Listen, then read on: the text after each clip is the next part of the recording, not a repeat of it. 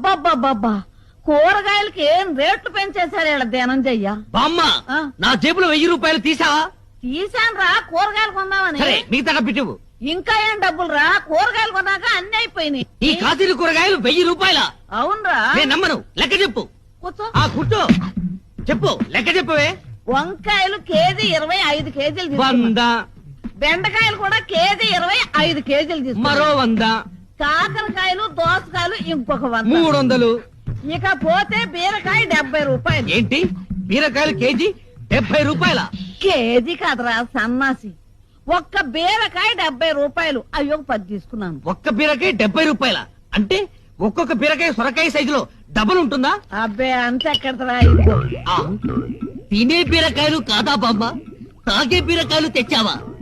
అవునరా, మొదట్లో 2 తాగితే శక్తిగా ఉండి నిద్ర వచ్చేది.